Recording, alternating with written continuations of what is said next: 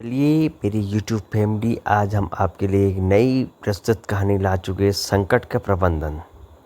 देखिए दोस्तों, संकट का प्रबंधन एक ऐसा तात्पर्य है जो संकट आने पर हमारे जीवन को सफल बनाता है और आगे बढ़ने की प्रेरणा देता है। इसलिए संकट का प्रबंधन, हम संकट से डरते हैं तो इसी प्रकार से संकट का प्रबंधन जीवन का सबसे महत्वपूर्ण कौशल है। ठीक है दोस्तों, संकट का जो प्रबंधन माना गया है वो सबसे बड़ा जीवन का महत्वपूर्ण कौशल है। अब क्यों है? क्योंकि संकट हर व्यक्ति, समाज और राष्ट्र के जीवन में अवसर आता है। संकट हर के जीवन में, समाज में और राष्ट्र के जीवन में, संकट हर किसी के जीवन में अवश्य आता है। ठीक है, कोई पहली बार नहीं आ रहा है। और वही व्यक्ति सफल होता है, संकट आने पर वही व्यक्ति सफल होता है जो इन परिस्थितियों को, जो संकट की परिस्थितियों को अवसर समझकर, परिस्थितियों को क्या समझकर, मुकाम समझकर, अवसर में बदलना जानता है। ठीक है, उसको अवसर को बदलना जानता है। संकट की घड़ी में पहला नियम है धैर्य रखना। संकट की घड़ी में जो पहले कदम रखना है वो धैर्य रखना, क्योंकि घबराहट में लिया गया निर्णय, हम कहते हैं घबराहट हो रही है, डर लग रही है, तो डर में निर्णय लिया हुआ अचानक नुकसानदायक होता है।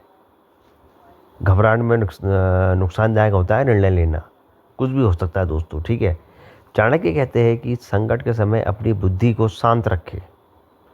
आचार्य चाणक्य जी कहते हैं जब संकट आता है तो अपनी बुद्धि को शांत रखिए, ज़्यादा वो मत करिए, शांत रखिए। परिस्थिति का सूक्ष्म विश्लेषण करें, बिना भावनाओं के प्रभाव में आए निर्णय ले, संकट में निर्णय ले। दूसरा नियम है संसाधनों का सही उपयोग। दूसरा जो नियम बनाया गया है दोस्तों, वो ये बनाया गया है मुसीबत में संसाधनों का महत्वपूर्ण उपयोग। संकट चाहे कितना भी बड़ा क्यों ना हो दोस्तों, संकट चाहे जितना भी बड़ा क्यों ना हो जाए, यदि उपलब्ध साधनों का योजनाबद्ध है और संयमित प्रयोग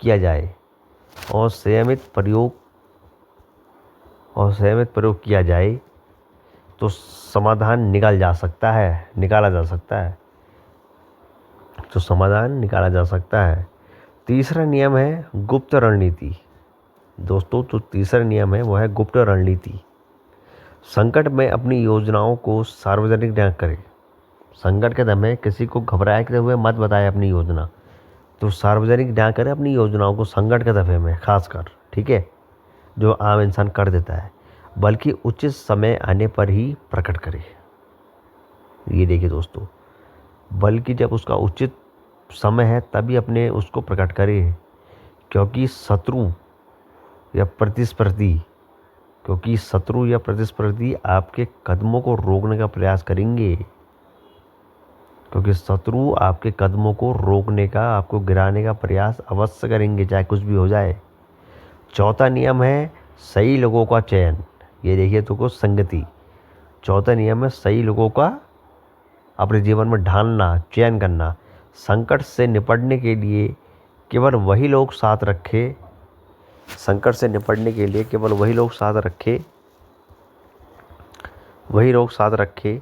जो निष्ठावान हो और कठिन परिस्थितियों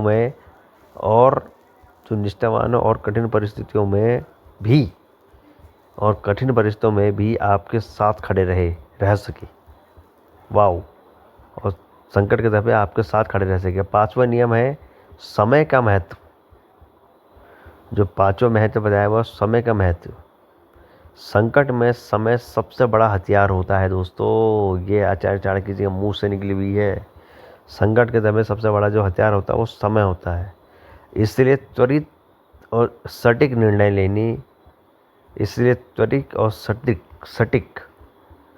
निर्णय लेने वाला व्यक्ति ही परिस्थितियों पर नियंत्रण पा सकता है। परिस्थितियों पर क्या पा सकता है, निर्णय पा सकता है, जो सटीक समाधान ले निर्णय पा सकता है। छठा नियम है मनोबल। छठा जो नियम है मनोबल। चाणक्य कहते हैं कि चाहे संकट कितना भी गंभीर क्यों ना हो, आचार्य चाणक्य जी कहते हैं कि चाहे संकट कितना भी गंभीर से गंभीर क्यों ना हो, यदि नेता का आत्मविश्वास अटूट है, नेता बोलो तो घर का बड़ा, अगर नेता का आत्मविश्वास अटूट है तो पूरी टीम का साहस बढ़ता है।